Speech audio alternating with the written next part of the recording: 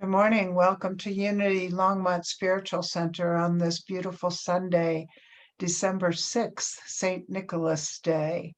So I will be talking about St. Nick, and music is provided by our beloved Connie Shaefer and Clint Brown. And we will start with a piece of music, please.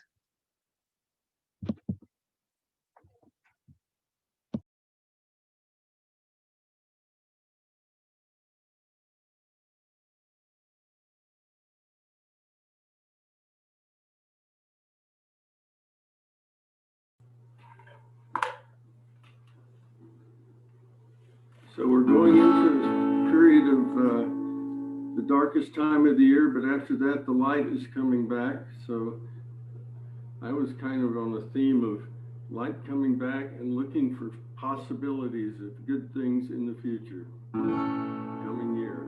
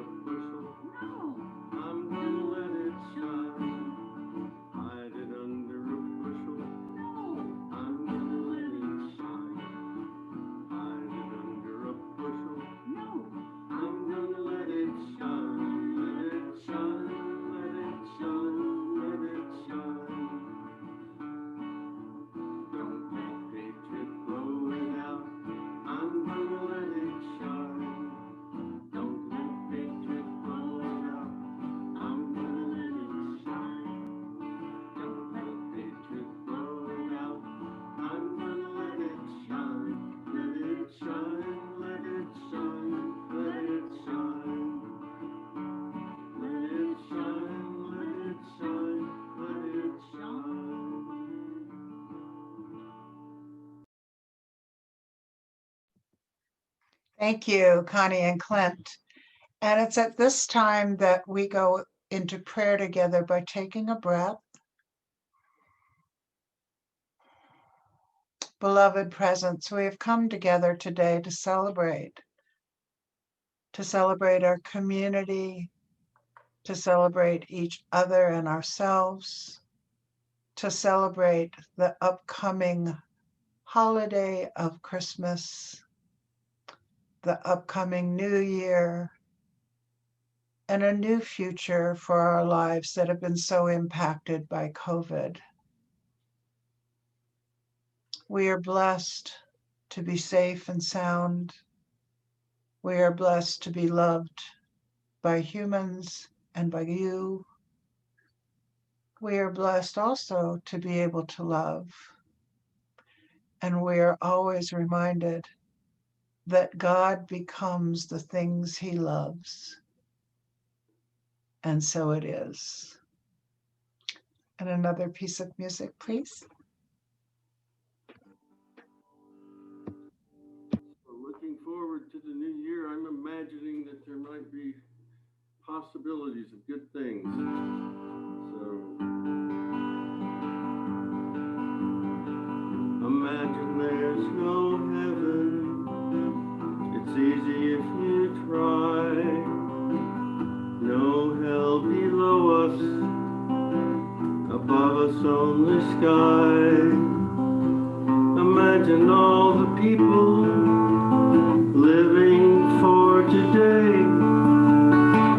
Imagine there's no countries. It isn't hard to do.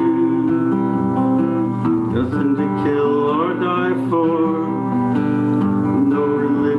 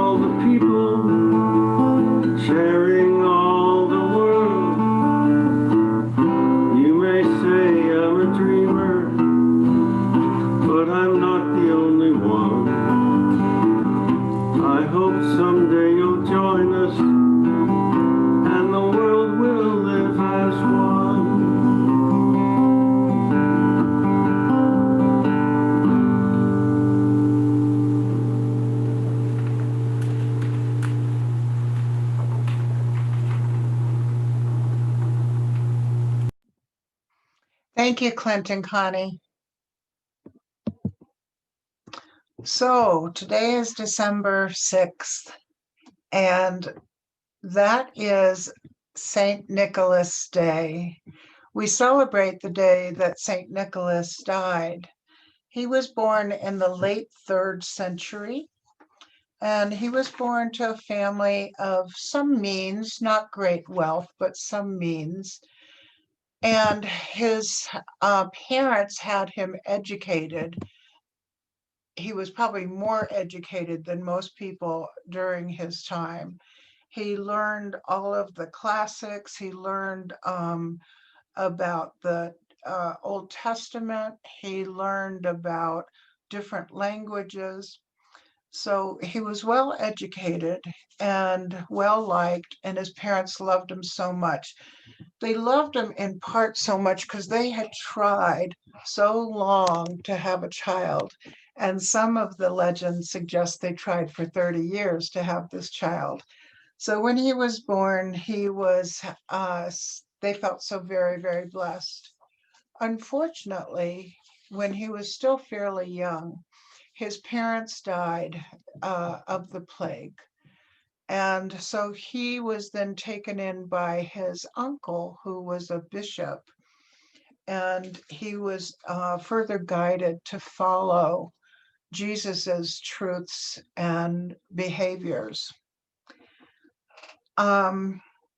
He lived in Patara, which was Greece at that time and is now Turkey.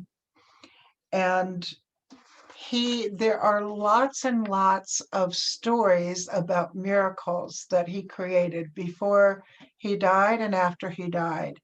And he is the patron saint to children and to sailors. And we will see why. The story that's most often told about him is that there was a father who was a widow, and he had 3 daughters of marriageable age. However, he did not have the money for a dowry. And at that time, if you didn't have a dowry, it was unlikely that you would be married.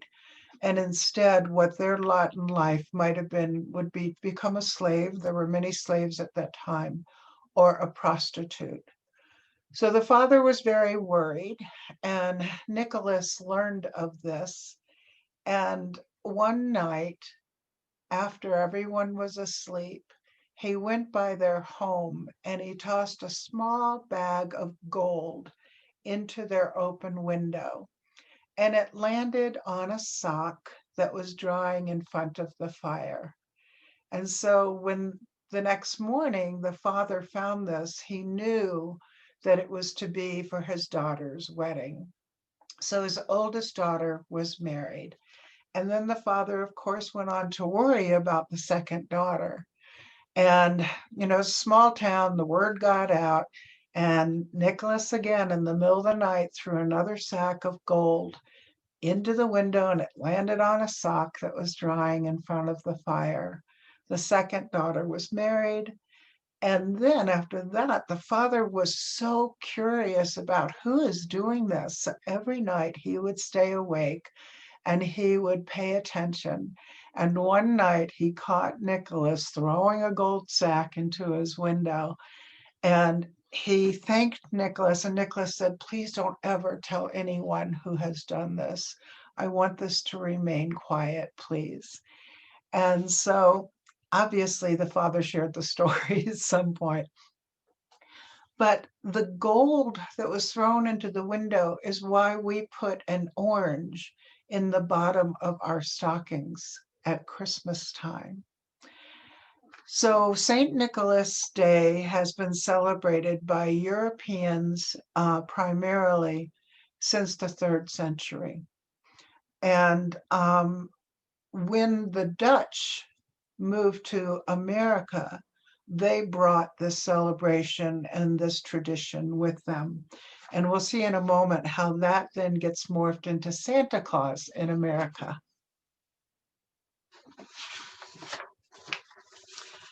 So Nicholas's uncle, the bishop, whose name was also Nicholas, had toured the Holy Land. So Nicholas, who later became a saint, also did so. And he traveled throughout Israel, what is Israel now, and Jerusalem. But on the way there, he was on a ship and he had a dream that there was going to be a huge storm. And so in the morning, he woke up and he told all the sailors about this storm, and they scoffed. But within moments, the wind got whipped up and the waves were really huge. And so they tried to batten everything down on the ship so that they would not be sunk. And one sailor climbed the mast to bring it down, and he fell and he died. And so the storm settled very shortly after that, and everyone was joyous about the storm, but in grief about this one sailor. So Nicholas went over and prayed above him, and the legend is that the sailor rose up feeling great, and they moved on to the Holy Land.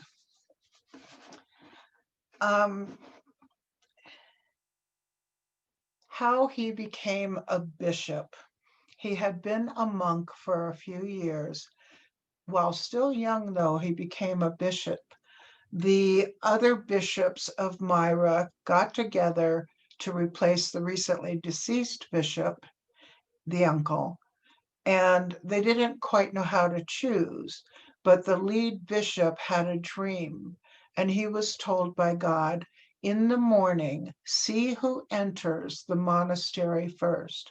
And the first person that comes with the name of Nicholas, after the old bishop, would be the new bishop. And so this man stayed up, and a young man came up to the entrance, and he asked his name. And of course, his name was Nicholas. So he became a bishop, and he was a bishop for a very, very long time.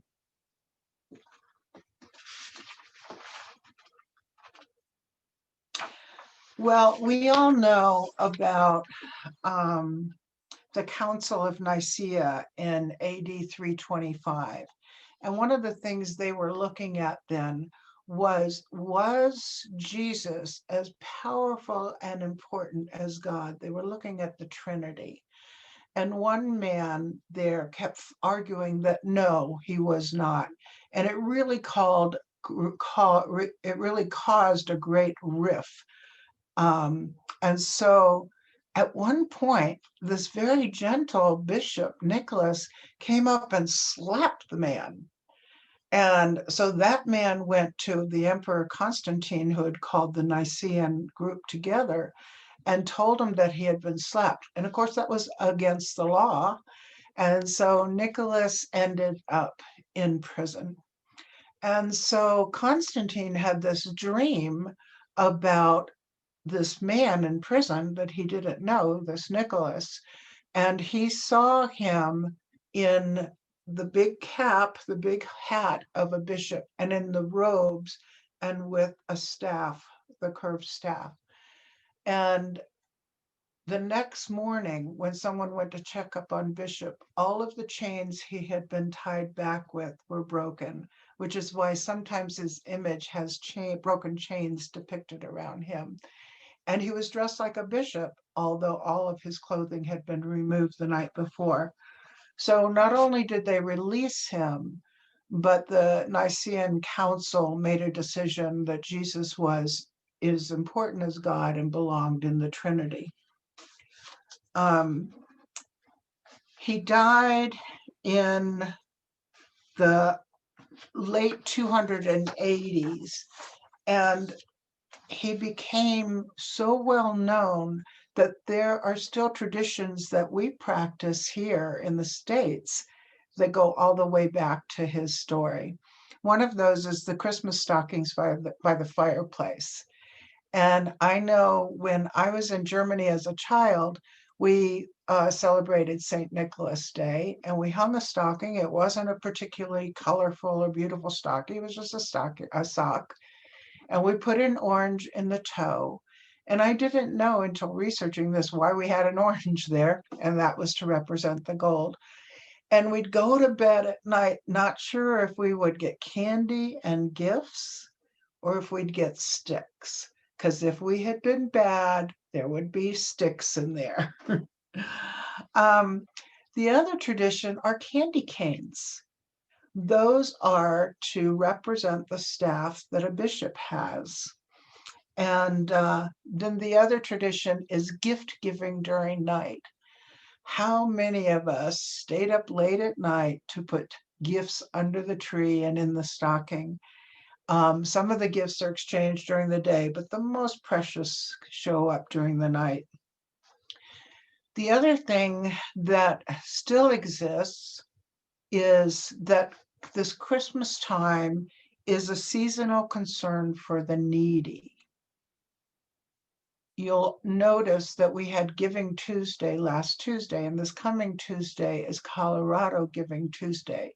And those are fairly recent traditions, but they're based on the tradition of giving to others who are in need at this time of the year. Okay, so Santa Claus.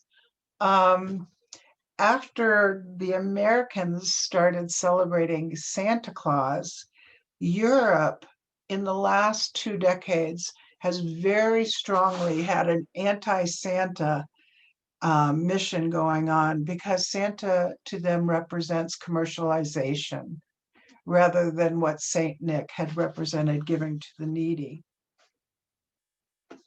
So how did Santa come about? Well, when the Dutch came over, they brought over their understanding of Saint Nicholas, and they continued to celebrate on December 6th. And their nickname for Saint Nicholas was Sinterklaas.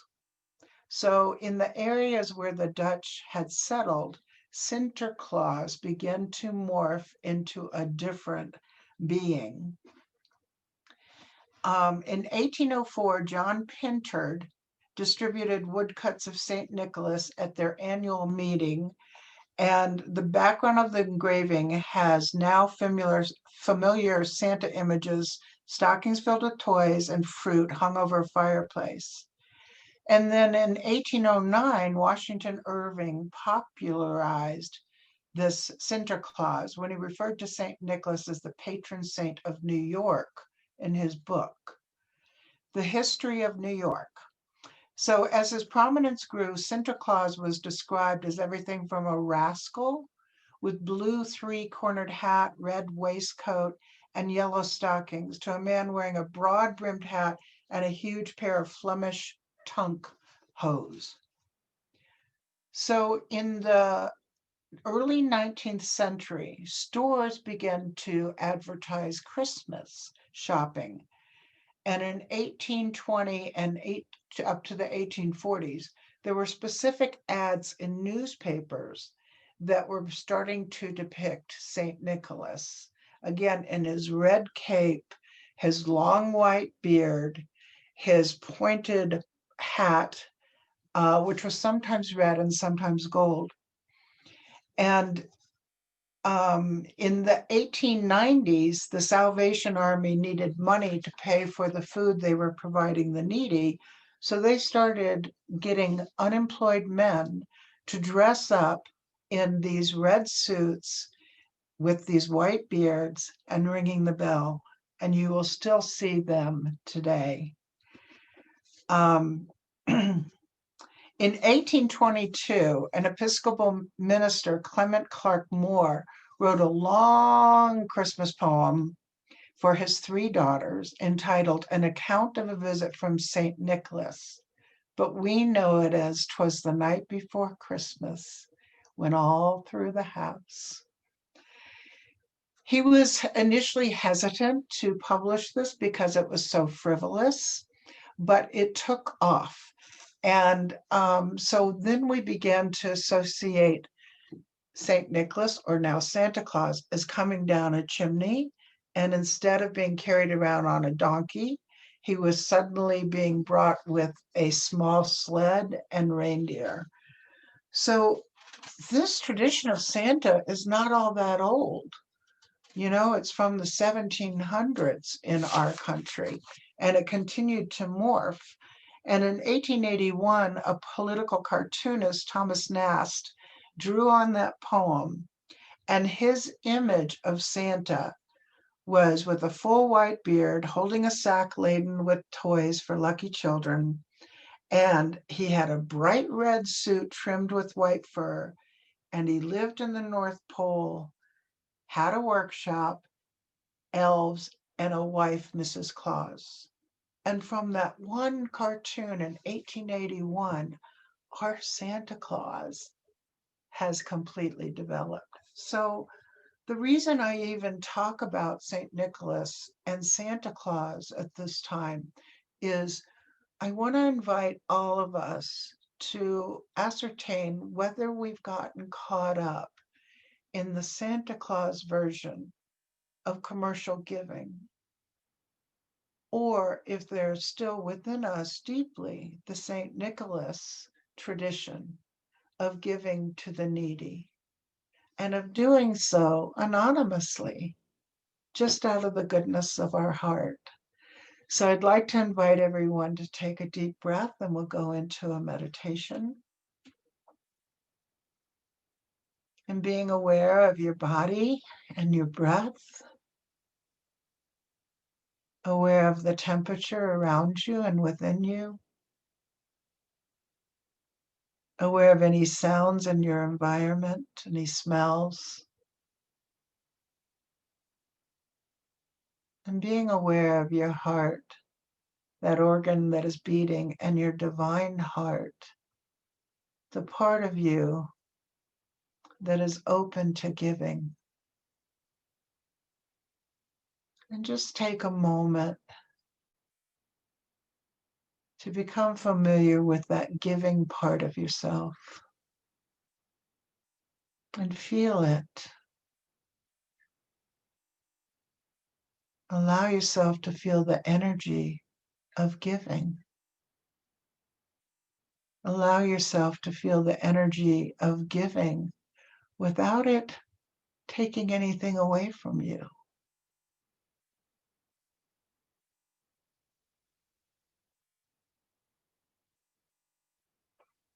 And you may want to take a moment to remember how you have given recently, whether that's kindness to a stranger, to a loved one on the phone,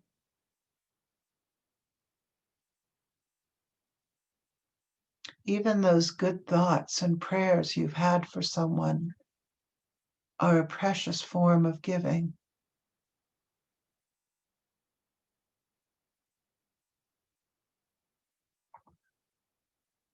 And take a moment to be aware of any other giving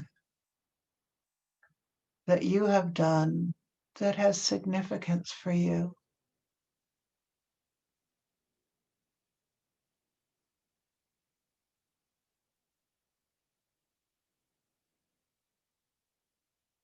And if you're open to it, remember what it's like to receive. What is it like when you see someone you know or don't know and you receive a smile?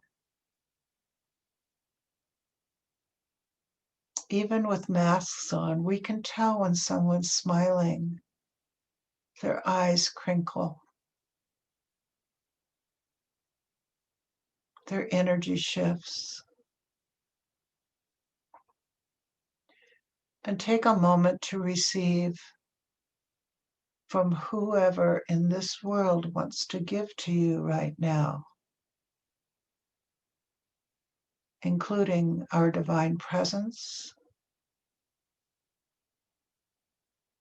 the Christ energy that is eternal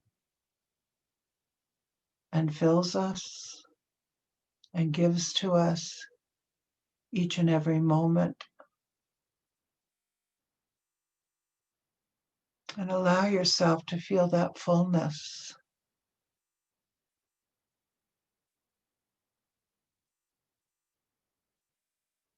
And notice how it transforms us to be filled. with that Christ presence.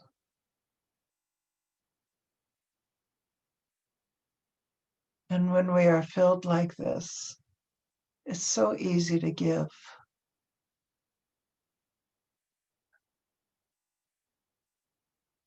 And taking a few more breaths. When you're ready, gently open your eyes.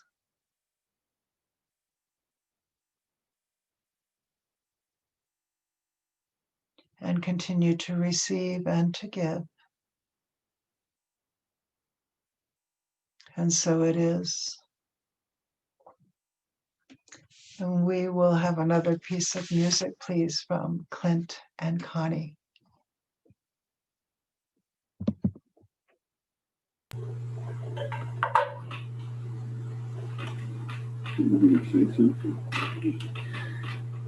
We really like this song, and for me, it's a chant, and so please sing along. The words are, "I am as God created me, in the light and the love and the glory, I am." And it's one of those things you sing it over and over again, and later on, it'll probably pop into your head, and it's a nice affirmation to have swimming around in your mind.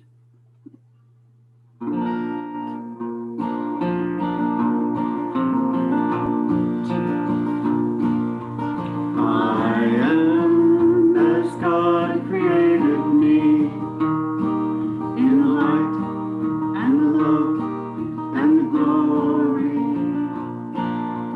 I am as God created me, in the light and the love and the glory. In the light and the love and the glory. In the light and the love and the glory. In the light and the love and the glory, I am. In the light and the love and the glory. In the light and the love and the glory. In the light and the love and the glory, I am as God created me, in the light and the love and the glory.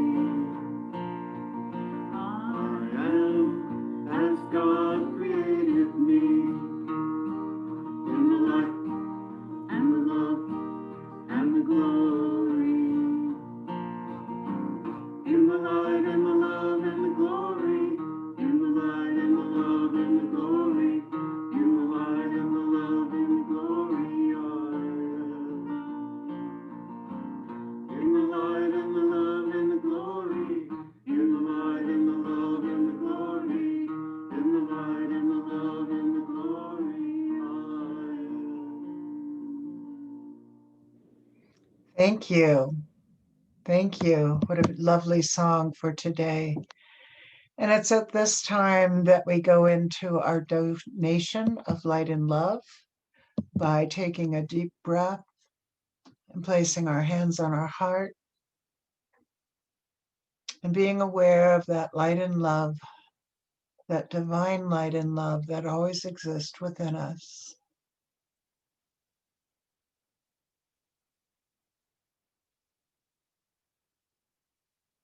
And allow that light and love to expand.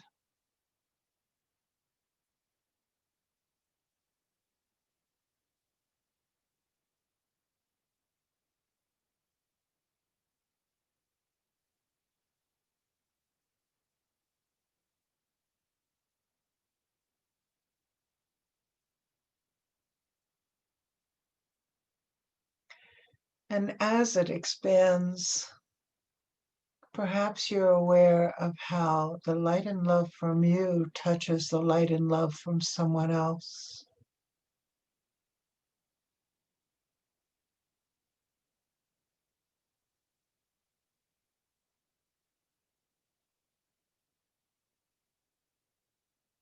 And again, it is in the giving that we receive.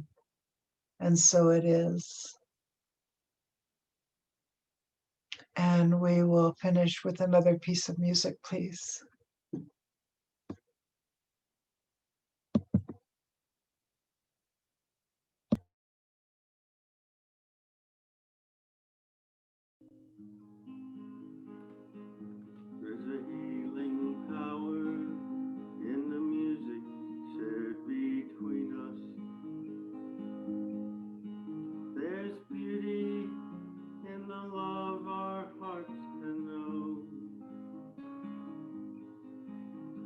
I count you as a blessing pure and joyful. I'll carry your love with me as I go. And it feels so good to know now where I'm going. As I journey each step along the way, and I pray the bonds between us will grow stronger, like a flower turning toward the light of day. There's a healing power in the music shared between us. There's beauty in the love our hearts can know. I count you as a blessing pure and joyful. I'll carry your love with me as I go. There's a vision unfolding before us. I can see it ever clearer, hear it call. As we open our hearts to the music and let it flow through us to all. There's a healing power in the music shared between us. There's beauty in the love our hearts can know. I count you as a blessing pure and joyful. I'll carry your love with me as I go. Please carry